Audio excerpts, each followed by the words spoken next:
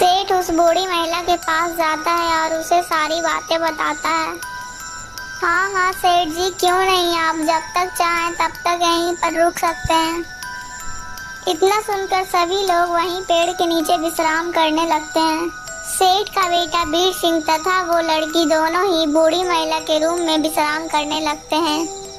हे भगवान, मुझसे ये भूल कैसे हो गई। मैं अपने पति के लिए कोई भी उपहार कैसे नहीं ला पाई। अब मैं क्या करूं?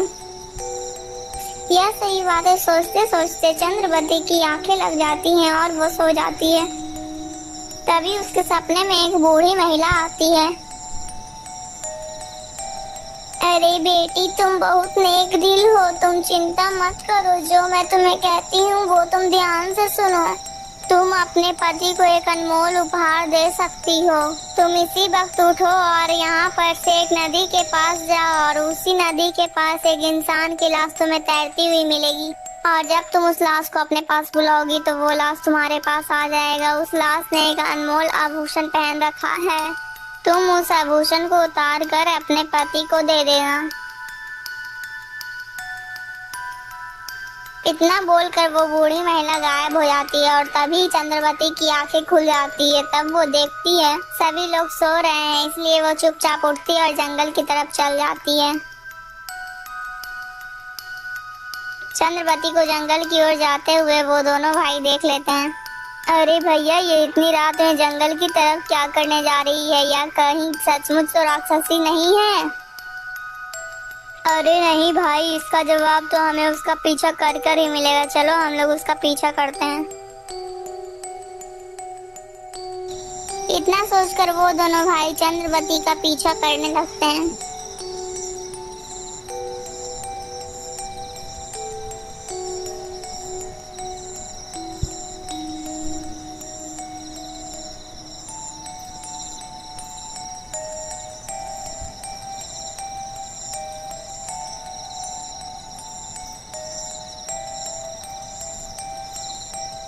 मुझे लगता है कि यह तो वही नदी है जिसे मैंने अपने सपने में देखा था। अरे हाँ हाँ, ये तो वही नदी है। अरे उधर से तो सच में एक लाश बहती हुई आ रही है।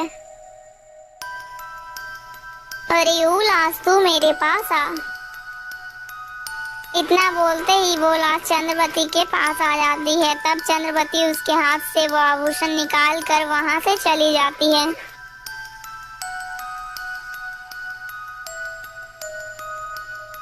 अरे बाप रे बाप, चंद्रवती ने तो इस लाश के हाथ से एक आभूषण निकाल कर लेके चली गई है।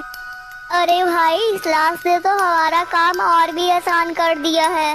वो कैसे भैया? मैं कुछ समझा नहीं। अरे भाई, तुम बस देखते जाओ मैं क्या करता हूँ। इतना कहकर वो दोनों भाई उस सेठ के पास जाते हैं। अरे पिताजी जल्दी उठिए, पिताजी जल्दी उठिए और हमारे साथ चलिए। क्या बात है बेटा, तुम दोनों इतनी रात को क्यों जाग रहे हो? पिताजी, हमारी भाभी एक राक्षसी है। अरे मूर्ख, तुम दोनों ये क्या बक रहे हो? पिताजी, हाँ हम दोनों सही कह रहे हैं। भाभी नदी के पास गई थी और वहाँ पर वो एक आदमी को मारकर उसका खून पी गई थी। उस आदमी का शव अभी भी उसी नदी के पास पड़ा हुआ है। यदि आपको मेरी बातों पर विश्वास नहीं होता तो आप खुद चलकर देख लीजिए पिताजी। उन दोनों की बातें सुनकर सेठ बहुत ही घबरा जाता है। तब वो तीनों जल्दी से नदी के पास जाकर देखते हैं। तब सेठ देखता है कि हाँ, इन दोनों की बातें सच हैं। अब तो सेठ को विश्वास हो गया था और उसे शक भी हो गया था कि हाँ, उसकी बहू एक राक्षसी है।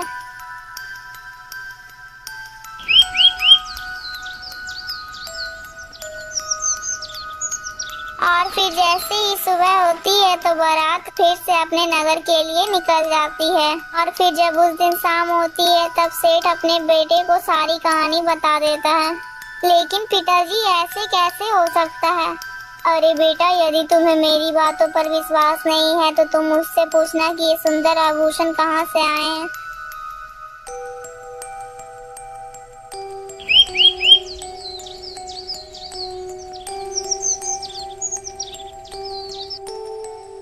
दोस्तों अगर आपको ये वीडियो अच्छी लगी तो प्लीज वीडियो को लाइक करके चैनल को सब्सक्राइब कर दीजिएगा दोस्तों।